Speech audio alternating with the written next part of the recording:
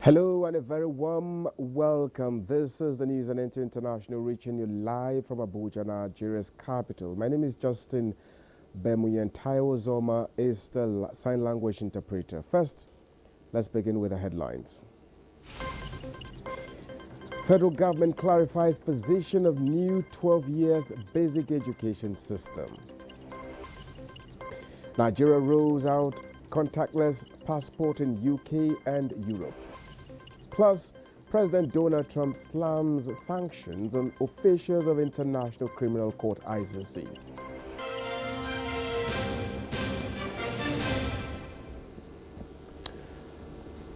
Once again, thank you so much for joining us. Nigeria's First Lady Oluremi Tinubu has pledged her support to the National Agency for the Prohibition of Trafficking in Persons, NAPTIP, in the agency's ongoing fight against human trafficking across the country.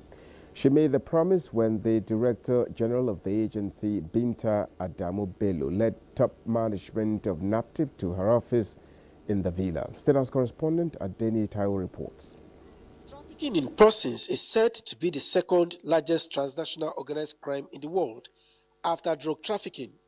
It is also a huge menace in Nigeria and, as such, requires the buy-in and active engagement of critical stakeholders to fight.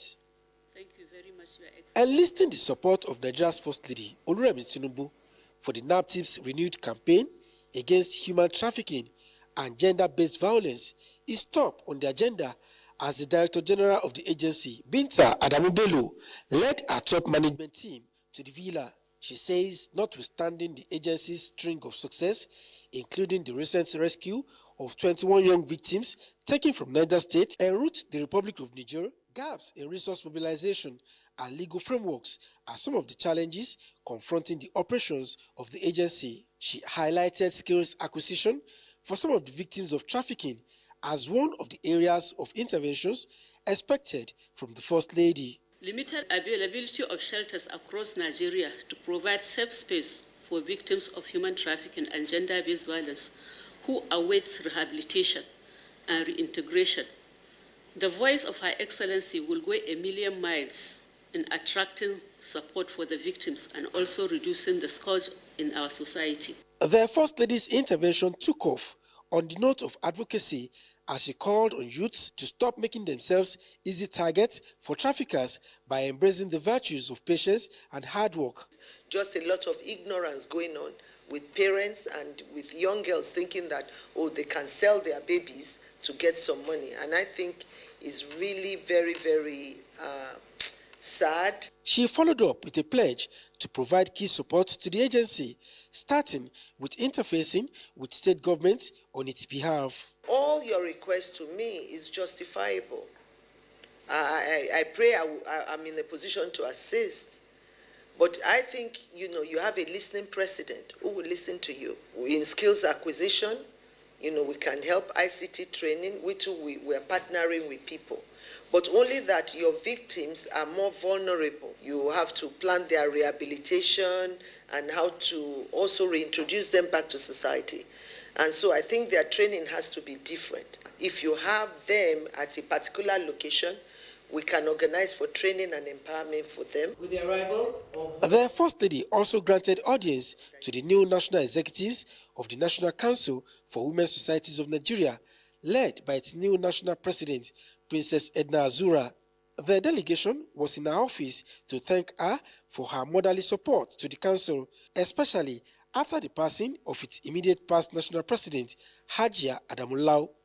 Commending them for working together in unity, the First Lady encouraged the council to do more for their members by taking advantage of RHI programs at the subnational levels. You tell the state presidents to go to pay a courtesy visit. It's right for them to acquaint themselves to them and, to also tell them that, I instructed them to come.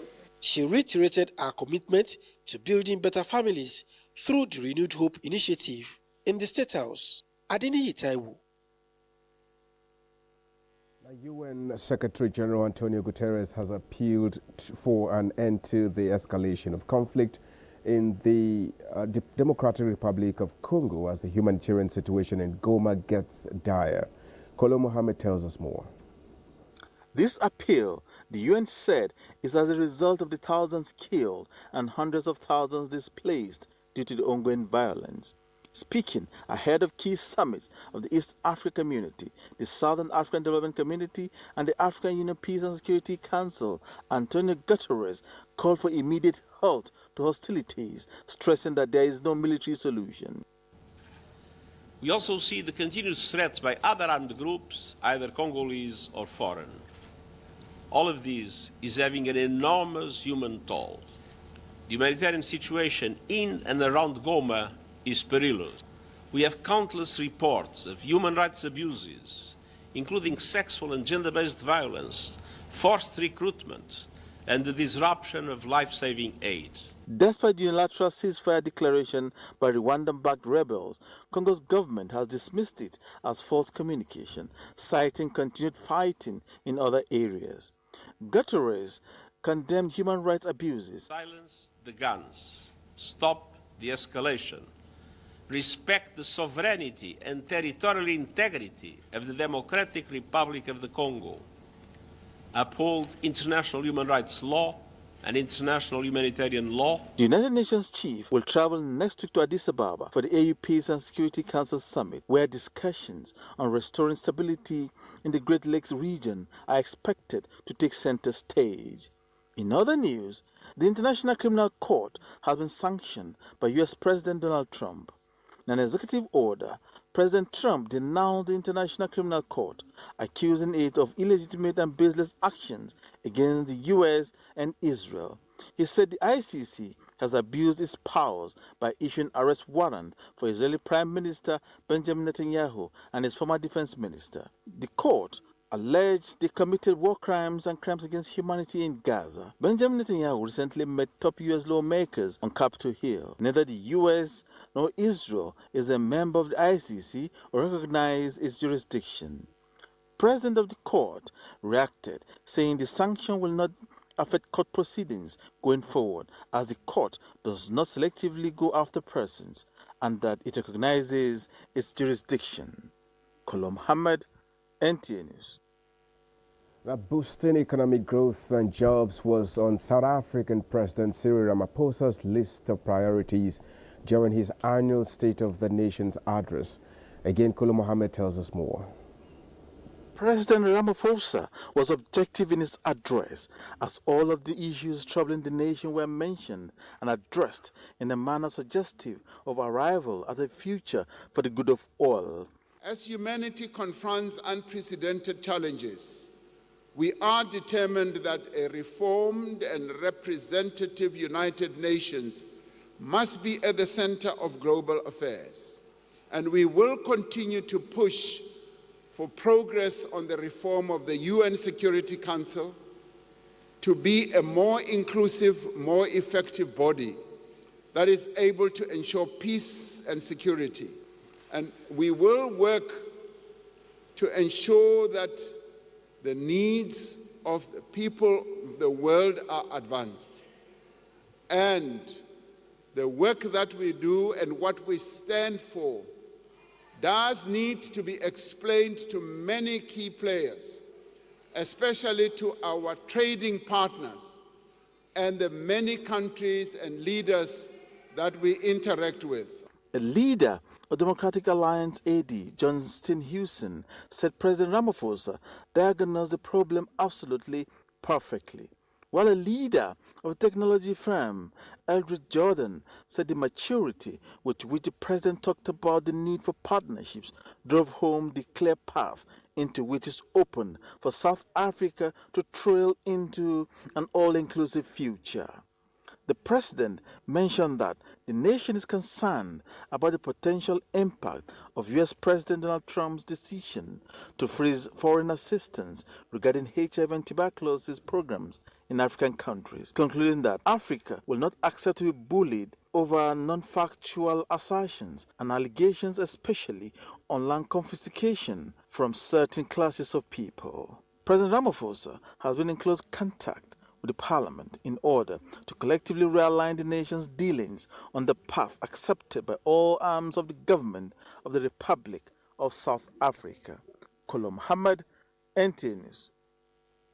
Now, the AUB Second Media Summit on Climate Change and Disaster, with a focus on the World Radio Day, holds in Dakar, Senegal from February 13 to 14th February 2025. The second AUB Media Summit on Climate Change and Disaster Risk Reduction. The international meeting organized by the African Union of Broadcasting AUB and the United Nations Office for Disaster Risk Reduction, UNDRR, and the Senegalese Radio Television RTS will bring together journalists, experts, climatologists, environmentalists, policymakers, and representatives of civil society to discuss the crucial role of radio in the fight against climate change, under the theme Reaching the Last Mile, Radio for Climate Action. This summit will explore the means to strengthen the use of radio as a tool for awareness, education, and mobilization to deal with climate challenges. Radio remains an essential media platform, especially in rural areas and isolated communities. Its ability to reach a large audience, its portability, and its resilience makes it an essential tool to disseminate vital information on climate change and encourage prevention. The summit will aim to share best practices, in particular by exchanging experiences on the use of radio to raise awareness on climate emergency, strengthen capacities of journalists and radio producers in the field of climate, and to promote partnerships between the various actors involved in the fight against climate change. Now, a major shift in Nigeria's passport application process has begun this Friday, February 7th, as the government rolls out a fully contactless system across Europe and the UK. Now, this follows successful rollout in Canada last November. Minister of Interior Olubunmi Tunji-Ojo, who made the announcement while hosting the Bureau of Public Procurement, BPP, says the move is a game changer, one aimed at tackling corruption in the system.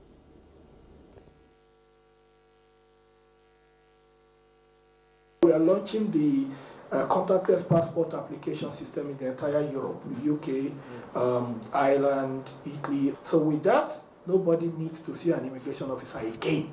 You don't need to fly to any embassy. You don't need to go. Just use your phone, renew what you want to do. We print it, we DHL it to you. That's it. It's not just about the ease. It's not just about the convenience. It's about fighting corruption.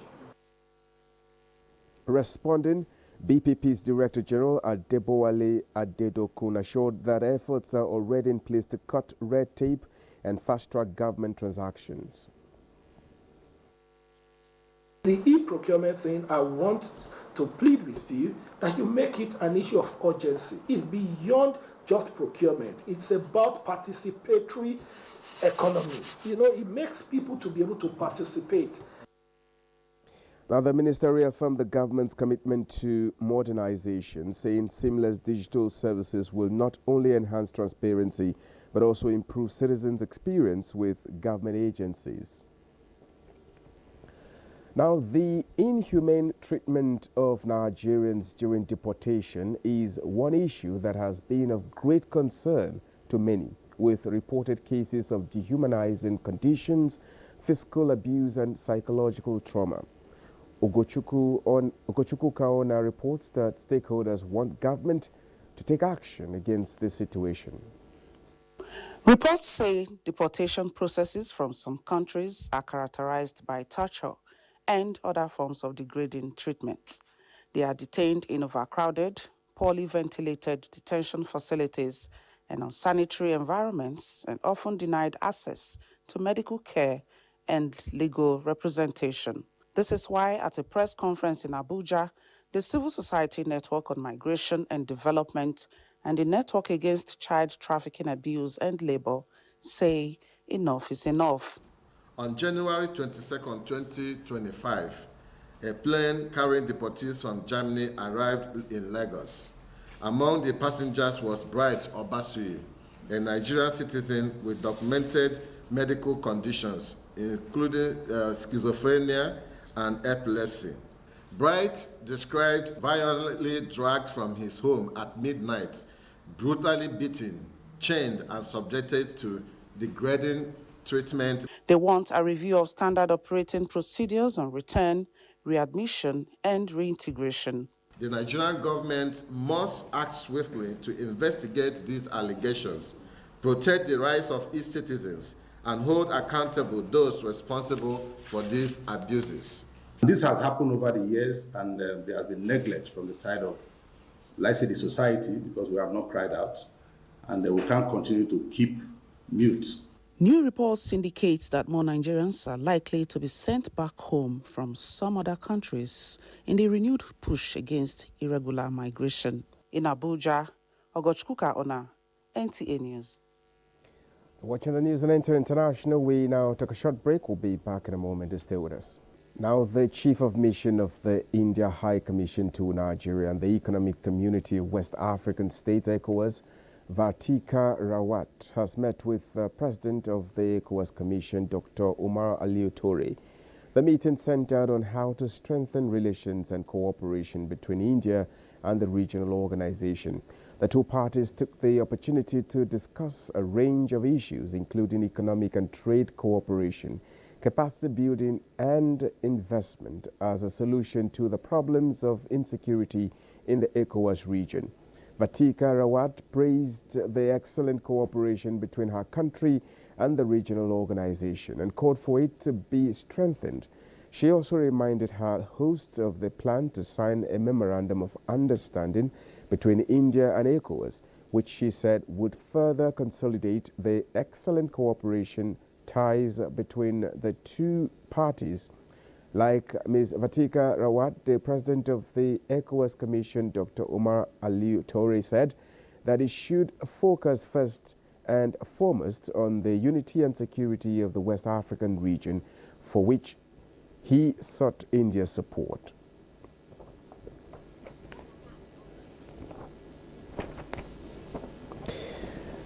Now, the Federal Ministry of Water Resources and Sanitation and that of Marine and Blue Economy have pledged their commitment to achieve food security, economic diversification and sustainable fish production in the country.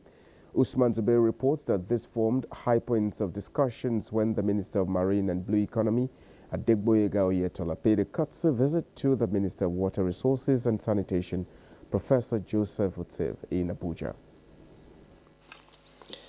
Nigeria spends 1.2 billion naira yearly in the importation of fish, and is the fourth largest importer in the world. This has led to the increase in unemployment, higher consumer inflation, and a rise in food insecurity. This strategic collaboration aims to strengthen Nigeria's agricultural sector and ensure sustainable agricultural development by leveraging the country's vast water resources. Both ministers emphasized the importance of interministerial partnership, enhancing water resources management, marine conservation, and the sustainable development of Nigeria's blue economy. Minister of Water Resources, Professor Joseph Yusuf, noted that sustainable water and sanitation services are essential for public health, food security, job creation, and economic growth. He further disclosed that a joint committee will be established by the two ministries to develop a working document with a clear template as a guide. We also have other areas that we can collaborate. So they will come up with a working document that we can drive this process for the benefits of our people, Nigerians. Minister of Marine and Blue Economy, Adegboyega Oyetola, says there are untapped potential in Nigeria's water bodies for fisheries, food security, and economic growth. He pointed out that fish production in Nigeria will be enhanced by stronger collaboration between the both ministries. Committee will ultimately work out the way forward. The aim is to achieve substantial progress in the process before the end of the second quarter of this year. It is expected that this collaboration will enhance livelihoods and further foster economic development in coastal communities. Usman Zubair, NTA News. Now, following the triumph of a Nigerian indigenous organization at the Zaid Sustainability Prize 2025 in Abu Dhabi, United Arab Emirates, the National Board for Technology Incubation, NTAi, encourages Nigerian companies to consistently maintain standards and quality in their production processes and products. Now, this comes as the agency hosted the recipient of the Zaid Sustainability Prize 2025 in Abuja. From an idea cultivated in Kaduna, Nigeria, to a globally recognized breakthrough, a food technology entrepreneur is on a mission to transform Nigeria's food sector. The entrepreneur's hybrid solar food dryer, which was awarded the Zaid Sustainability Prize in Abu Dhabi, promises to reduce post-harvest losses and enhance food security across the nation. The innovation by the startup, which focuses local creativity with sustainability, was made possible through the support of the Technology Incubation Center at NTAi. Before we actually engage Technology Incubation Center in Kaduna, I myself, I wasn't aware that such platform exists. So we're just, doing our thing on our own. But then we needed a lot of help, actually, from technical support, mentoring, and, someone with idea to actually, with the professionalism, to help us fine-tune this solution. The National Board for Technology Incubation, NTAi, has committed to continuing to foster an environment where innovation and entrepreneurship can flourish. The NTAi is encouraging startups to come forward and take advantage of its resources across the country to develop innovations that will create sustainable solutions. Because if you want to create wealth and employment opportunity for Nigerians, the best way to go about it is through entrepreneurship, so that they themselves can become employers of labor. And that is the reason why this agency was established, to commercialize the products coming out of the research and development of our innovators across the country and the incubators and incubators. Nigeria's visibility on the global stage at the Zaid Sustainability Prize 2025, held in UAE, is an achievement that is said to be a testament to the power of innovation in driving sustainable development and economic growth.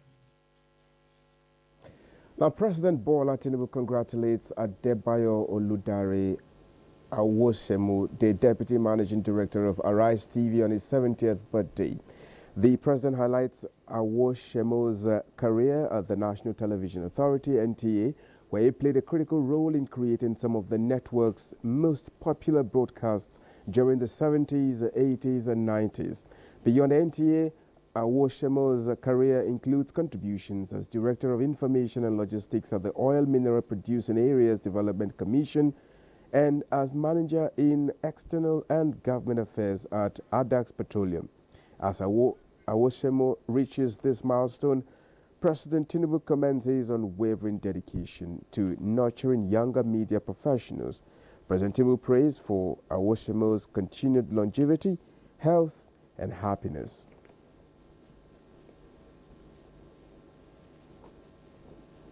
Now, Senator Oluremi Tinubu joins family, friends, and well-wishers to celebrate a renowned entrepreneur, socialite, and an icon, Chief Mrs. Oprah Benson, OON, who has contributed immensely in empowering young girls and women in the fashion and beauty industry through the Oprah Benson Beauty Training Institute.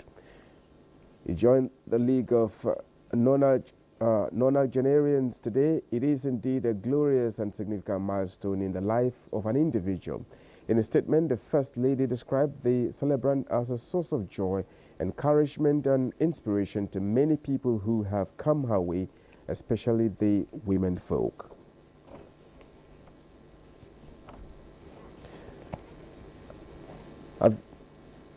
And this is where we end the news on NTA International. Thank you so much for watching. My name is Justin Bemunyi.